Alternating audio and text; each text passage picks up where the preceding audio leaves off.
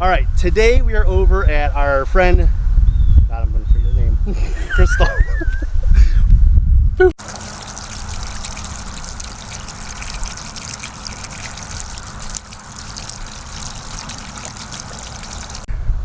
I'm Josh, and as you can see, this is not the Citystead.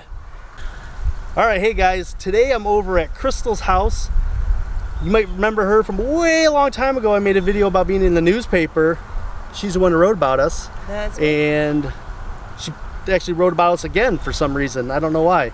But I like it because she always makes me sound way better than I do in normal life. So we are here checking out her garden and all the stuff she has going on at her little place. This garden started with 2 raised beds and a tractor tire in 2014. So this is the 5th year.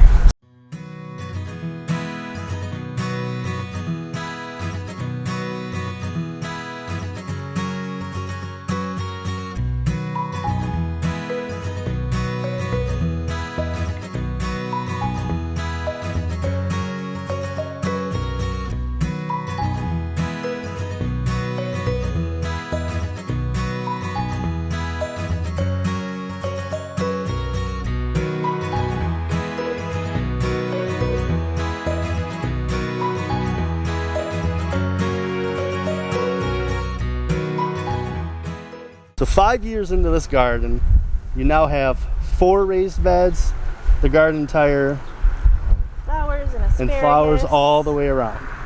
And you're doing some perennial stuff with some asparagus and strawberries. Mm-hmm. And are all the flowers perennials, I imagine, most of them?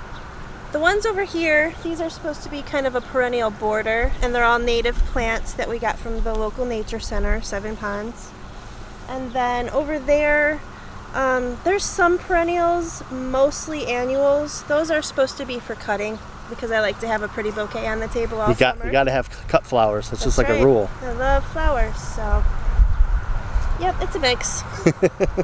So you're experiencing a lot what we're experiencing, a little bit of rough patch, but you have a lot more growth and you're actually producing some things, whereas we haven't really produced anything at our Citystead yet. So I'm showing off your garden because my garden kind of sucks. It's hit or miss here. We've got some bare spots, and the rain, well, it was cold and then it rained. As soon as I seeded everything, it rained and rained and rained and washed everything away. So after a little while, when things dried, some of it came up, some of it didn't. For once in my life, I got the peas in early enough and it was cool, so I got a great crop of peas. And I had lettuce down at their feet, which I think helped keep them healthy. Yes, that's a good, lettuce down to shade the roots, to shade the soil so it doesn't get too hot. Mm-hmm. That definitely helps with the peas, keeping them at a good temperature to produce even longer into the season than normal. Yep. So yeah, that's good. That's a good technique. I'll be pulling those out soon, and all the garlic's almost ready to come out.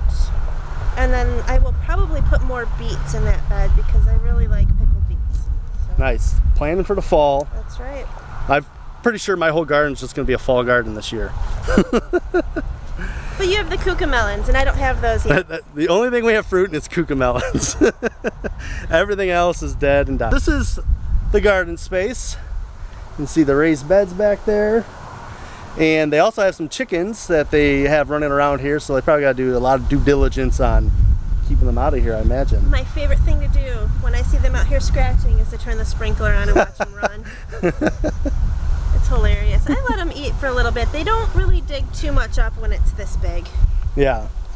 They'll knock over a sunflower. So when they're little, it's dangerous. When the plants are more established, yeah, a little easier. Yep, they don't do too much. They this first row of asparagus, they kept kicking the mulch over it, and that's why these are little and not very nice compared to those, because the chickens just kept covering them up when they were tiny. Ah, okay. See, these are the things that I don't know because I don't have chickens. You should get chickens, they're fun. I don't have to worry about any of that. Chickens are a gateway drug. If I was home more, I'd probably have some chickens, but they're easier than kids. My work schedule makes it hard to have anything, to have any livestock outside of the garden, which already takes up a lot of extra work. So you got a lot of very good mix of flowers, some really nice looking flowers. The vegetables, there's some herbs in here, there's some dill, I've seen some parsley. It's a really good mixed garden you have going. Thanks.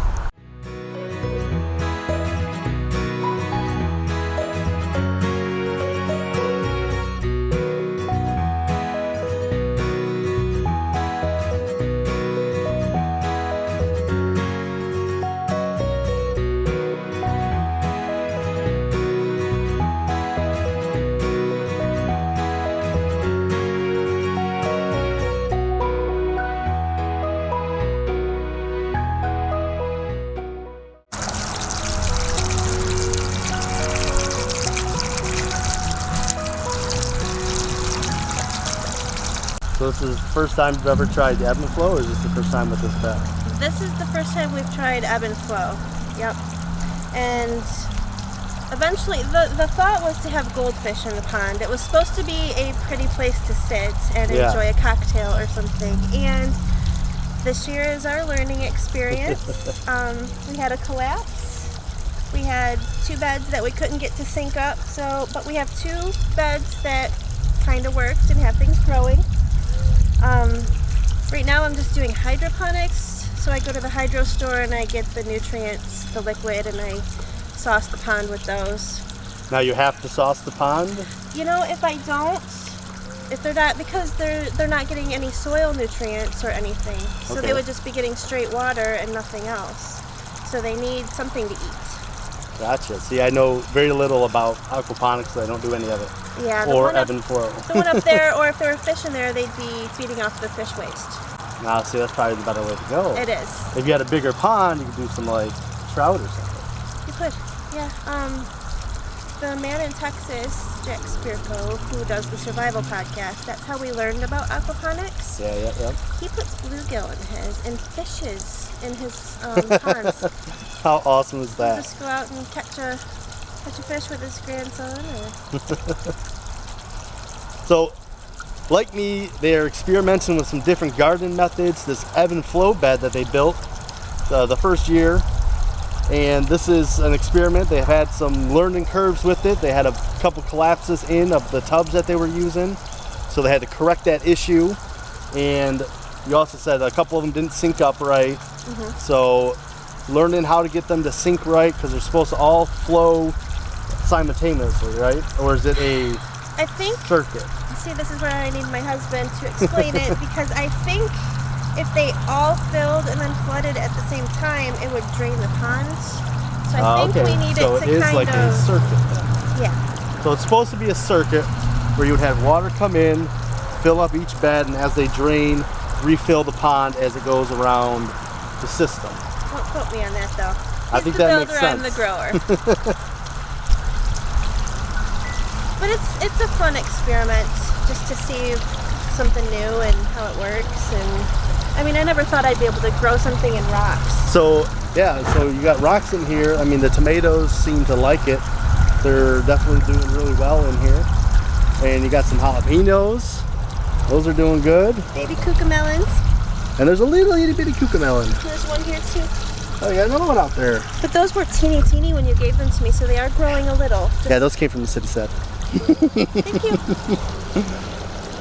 Yeah, they actually look like they got a little bit bigger, and they've been in those. So this is weird about cucamelons. They've actually been in those little pots for, I want to say, almost 2 months. And I transplanted some of mine, and it took a couple weeks after I transplanted them, but they went wild on me. So I really hope you have the same success with these ones. We'll see. Because that would just be awesome. Because I'll just start planting cucamelons every time, every week of the year, and those little planters, and just keep them in there until I need them. I cannot wait to try them. If I would have stopped at home first, I could have brought you a handful. Never had one. But I'm getting little peppers, so that's exciting because I'm not very good at growing peppers, apparently.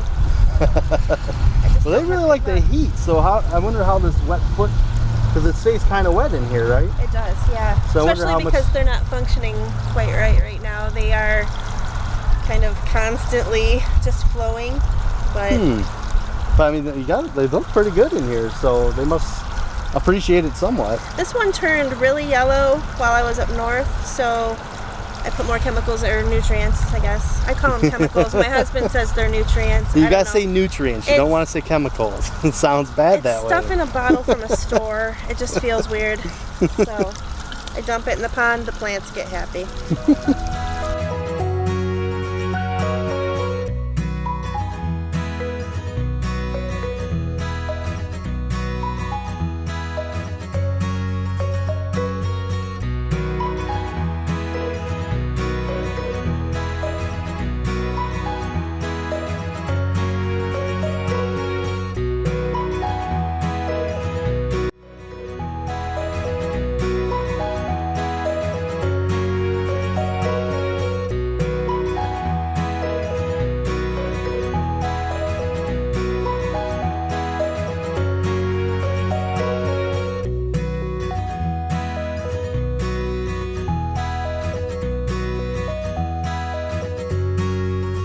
The Wicking bed. Wicking?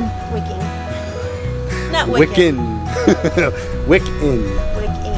Wicking. Okay. All right, you'll have to say what it is then, because if I say it, people are going to think it's some kind of Wiccan witchcraft bed. Right. Maybe it is. All right. So this is something that I have never seen personally before. And you guys, this is what, your second year with this? What kind of bed is this? This is a wicking bed. So the plants wick the water and nutrients up from the bottom through the roots. So you did a similar system last year that was what, just a smaller version of this? Last year we had 2 old beat up Rubbermaid totes sitting in the garage, much smaller than this. One was on the ground holding water and fish. One was on the deck with a few plants in it. It did so well. We were amazed. So with the success, you went upgraded, and now you have 2 giant tubs and an IBC tote on the ground. Full of water and full of water. Yep. So does it matter what kind of fish you use in it? I don't think so. As long You as use they poop. anything. Nice. Very nice. So yeah, this is when you're setting these up, there's some expense. These aren't Well, I cheap, imagine you're buying tubs, IBC totes, you got some piping. But, So this is not the cheap way to garden right. necessarily. But it's self-feeding, self-watering, very few weeds. You can grow a lot close together, and obviously it's happy. So it's a very sustainable system once it gets going. You can go on away for a weekend and not worry about. So you're getting nutrients out of any kind of fish. I don't think you can say the poop word. Fish excrement. Fish waste. Fish waste is feeding the plants, and you literally just set it up and put stuff in there, and you've got a self-watering, self-feeding system. Yep. Like this is like what we would look for when we do any kind of sustainable gardening, is something that actually requires very little work. And in the southern states, they might be able to pull it off year-round. Maybe you have to go down to cooler weather stuff in the winter. Obviously, we'd have to drain it. And So I would think if you were in a southern state and you had a system like this set up inside of maybe a greenhouse, then you could also use it as sort of a humidifier for your greenhouse and Probably. stuff. I'm guessing, I don't really know anything about these, but just using some knowledge that I do have is I think I could see a system like that sort of working. So southern people would be really happy to do some kind of Wiccan garden. Yep. And we've got cucumbers climbing down the stairs and running away, and I've already harvested broccoli twice off these plants, and we have yet another crop coming in. I mean, that's pretty good. Twice harvested. Like, I gave up on broccoli because I usually only got one harvest out of it in the ground, and it took up so much space that I decided it wasn't really worth it with the limited space that we did have to even grow it. After I get the next set off, I think I'm going to pull them out and give these peppers a chance, because these things get so big, and I mean, I've already broken so many leaves off them. You got a good mix in here too, right? Your herbs, you got some flowers, Greens. peppers, greens. You got all sorts of stuff in there. These green onions were just the littlest, tiniest nubs that were left over from the green onions we got at the store. Yeah. Just stuck them in there, and we can So you're cut 'em regrowing your green onions from leftover green onions in the You can store. do romaine, you can do celery. You just put the base in there. And you just put it in here with all the water you got going in here. It's staying nice and wet, right? Yeah, I bought one of those. This is a very cool system. artisan lettuce last year, the living lettuce. Oh yeah. And I put the root back in there. I think we got 4 heads off Wow. it. The subsequent ones were smaller. Yeah. But still, to get four cuttings of lettuce out of that one head, that's pretty good. yeah, it was. So you really got me thinking more, because I've never even seen this system before, but I like it, and I like how sustainable it is, and somewhat easy it seems like. Obviously, like you said, there's some investment up front to doing something like this. Your tubs, your pipe, your tote. The pump. Well, you got to have a pump to be able to get that water up. But it seems like it's growing very well for you. And I don't know, is there some kind of scale? Like, was there a certain amount of water to these tubs that you had to do ratios or anything? Or No, we didn't. you just got to have enough water to fill 2 tubs halfway. Fill the tubs halfway. So whatever you're using, as long as you have a water source to be able to fill those halfway, this could be something that you could upscale or even downscale. Oh yeah. As last year you People did have a smaller version. 12-foot by 12-foot ponds. You can do it out of a swimming pool. I mean, you can.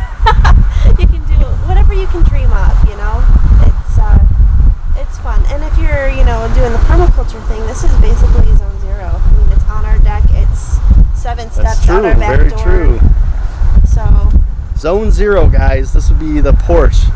Step over here, you can see the rail. There's the porch. So it's nice. I've come out here in the morning when I'm making sandwiches for lunch, and I'll just pick a couple of lettuce leaves to throw on the sandwich. It doesn't get any fresher than that. Yeah, this is perfect. You come right out here, you got cucumbers, you got some peppers. You can almost make a salad basically out of some of the stuff you got Pretty in here. much, yeah. Or a lot of Italian dishes. I see you like parsley a lot. Well, the ones out there were carrots, and then the parsley's just going crazy, and we like tabbouleh a lot, so I might make some tabbouleh. And I need to get the basil out of there, and I will make up some pesto and freeze that. And if I cut it off, I should get another. I see the little ones are already growing back down there, so I'll just hack that off and let it regrow. I've been doing that. They're very, very strong. Those basil flowers. Very cool. This is an awesome system. I'm glad I got to come see it. I heard you talk about it before. Yeah. I've seen some pictures of it, but I've never seen it. So this is cool. I like it. It's really exciting. Giving me some new ideas. Yeah. I mean, it's almost instant gratification because things grow so quickly and so prolific. It's nice. You know, you wait on the garden out there in the grass forever, but these ones are just you've already harvested stuff out of here. Yeah. And we haven't had a great year, but this is somehow still done well enough to produce some food for it. It's very happy. Awesome. It likes the fish excrement. Fish excrement. Yeah, watch your language on YouTube.